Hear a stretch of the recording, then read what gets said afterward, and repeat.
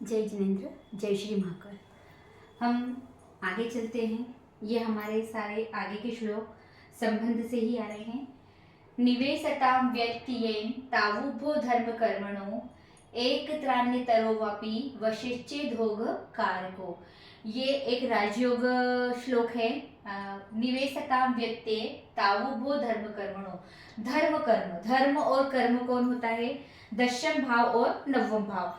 तो जब नवम और दशम भाव के नेता, जब नवम और दशम भाव तावुभो मतलब वो दोनों, तावुभो यानी वो दोनों धर्म और कर्म के नेता निवेशताम कहाँ विराजित हो? एक त्रान्य तरोवापी वशिष्चेद होग कारको।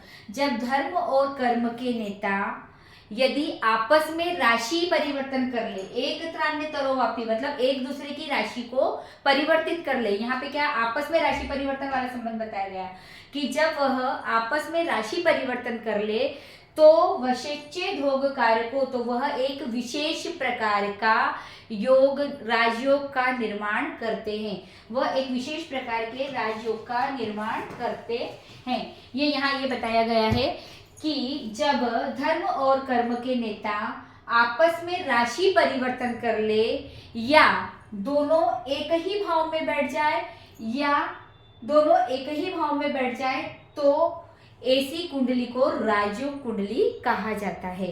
अब इसको आप अर्थ से इससे श्लोक से कुंडली से समझ लीजिए। धर्म और कर्म के नेता, धर्म और कर्म के नेता इसमें कौन है?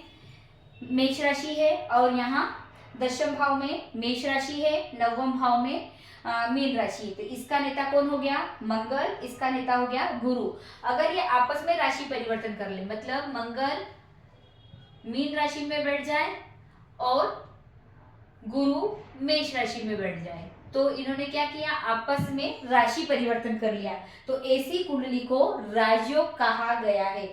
मान लो अगर ये दोनों साथ में बैठ जाते हैं, तो ये अगर आपस में राशि परिवर्तन करेंगे तो ऐसी कुंडली में 100% यह राजयोग। मान लो ये एक साथ इधर बैठ जाए या दोनों एक साथ इसमें बैठ जाए, तो वो 75%, क्योंकि युति संबंध कर लिया तो ये 75% ये राजयोग होगा।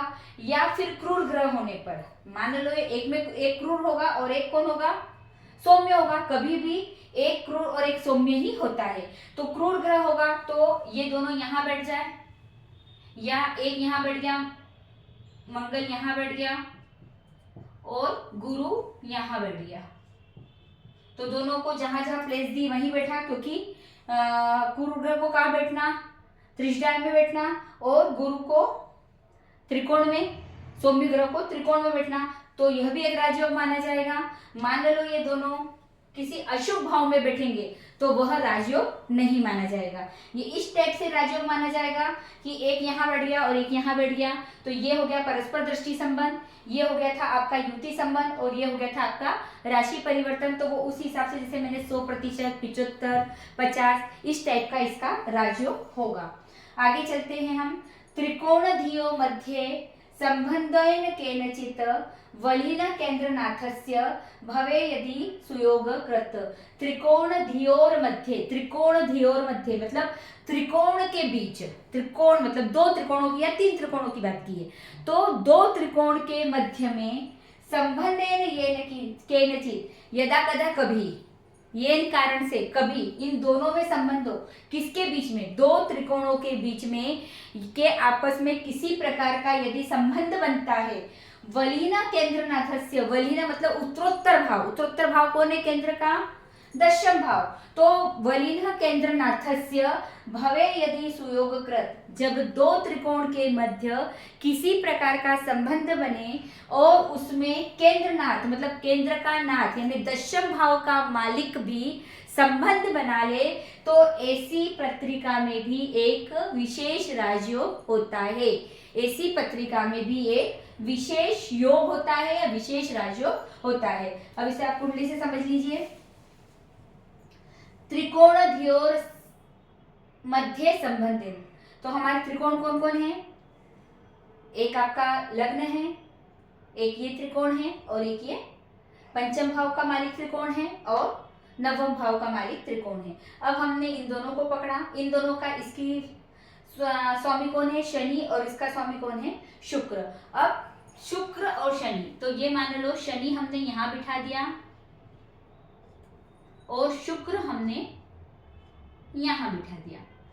उसके बाद क्या बोला है? यदि दो त्रिकोण के मध्य संबंध हो, तो इन दो त्रिकोण के मध्य संबंध हो गया, परस्पर दृष्टि से दोनों एक दूसरे को देख रहे हैं सातवीं दृष्टि से, तो इनका क्या हो गया? आपस में संबंध। इनके संबंध के बाद बात की है वलिना केंद्र नाथस्य।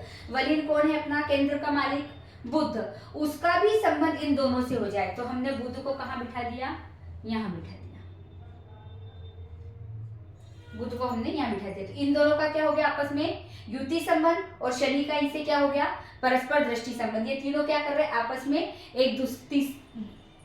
तीनों एक दूसरे से संबंध बना रहे हैं। दो त्रिकोण के स्वामी ने बनाया, और उसके बाद बुध ने भी उनसे, दशम भाव के मालिक ने भी इनसे संबंध बनाया। तो ऐसी पत्रिका में भी एक विशेष योग का निर्माण करती है, या ये भी पत्रिका राजयोग पत्रिका कहलाती है। जय जिनेंद्र।